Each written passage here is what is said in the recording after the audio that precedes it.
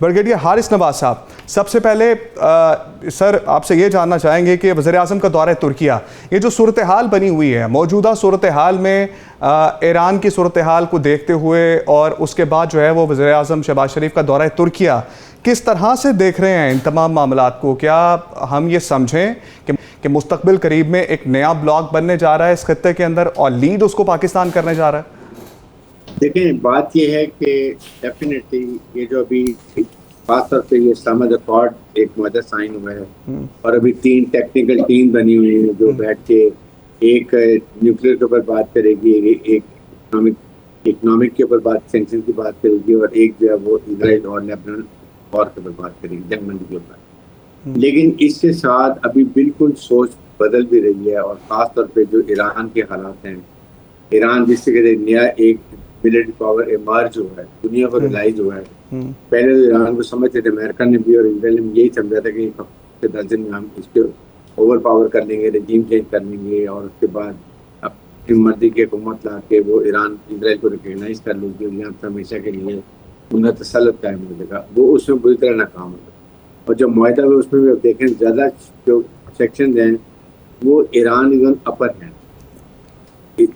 America को मजबूरन ये कहना पड़ा है, ये एक्सेप्ट करना पड़ा है क्योंकि उस पर दुनिया का प्रेशर था। नोबडी लेस इजराइल वांटेड कि ये मुआहदा हो, क्योंकि दुनिया में जो इकोनॉमिक क्राइसिस हुए, दुनिया में एनर्जी क्राइसिस हुए, फूड सिक्योरिटी के क्राइसिस हुए, देवर बियॉन्ड एक्सप्लेनेशन और बहुत ज़्यादा प्रेशर था जिसकी वजह से अमेरिकन प्रेसिडेंट को एक्सेप्ट करना पड़े। पाकिस्तान ने बहुत अच्छा साल किरदार अदा किया, फील्ड मार्शल ने आउट ऑफ द वे जाके जो मेहनत की, कोशिश की, वो उसका फ्रूटफुल रिजल्ट मिल गया।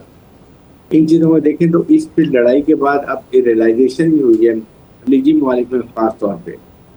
दे हैव रियलाइज कि हमने अमेरिका से $3.3 ट्रिलियन का वेपन एमुनिशन भी खरीदा, उन्होंने ला के वहाँ पर अपने फौजी भी ले आए, रडार भी ले आए, जहाज भी लिए, एयर सब बना दिए, पर जब वक्त आया तो जाके इधर की प्रोडक्शन में चले गए, हमें छोड़ दिया। तो दे वर फील बिट्रेड।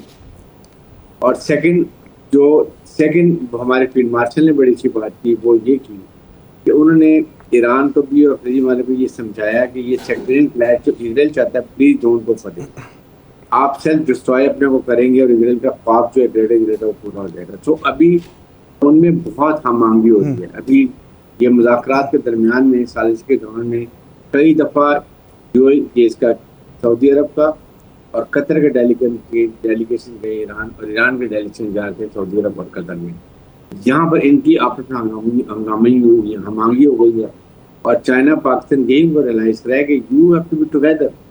अगर ईरान और खलीजी ममालिक आर टुगेदर, दैट मीन्स के इजराइल का कभी भी ग्रेटर ख्वाब पूरा नहीं।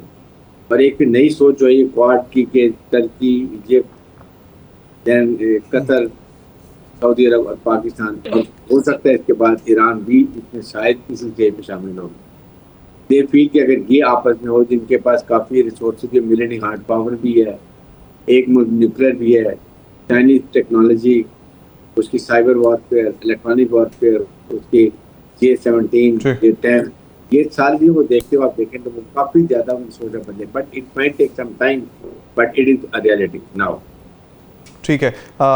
नगमाना हाशमी साहिबा, एक सोशल मीडिया पर वीडियो वायरल हुई है इस तमाम सूरत हाल के अंदर कि इराक़ के वज़ीर का अब्बास अराग़ची से कहना था कि आप पाकिस्तानियों से तो गले मिल रहे हैं और हमसे सिर्फ हाथ मिला रहे हैं। बज़ाहिर तो ये हल्की फुल्की बात लगी, लेकिन बड़ी गहरी बात थी। सफारती लिहाज से कितनी गहरी थी और इसको किस तरह से हम देख सकते हैं, समझ सकते हैं, इस बारे में बताइएगा। बहुत शुक्रिया। देखें, हर चीज़ को इतना ज़्यादा बारीक बीनी से देखना भी नहीं चाहिए। बाज़ औक़ात इतना उसमें मीनिंग नहीं होता जितना उसको बारीक बीनी से देखा जाए तो मीनिंग दर मीनिंग उसमें से निकाला जा सकता है।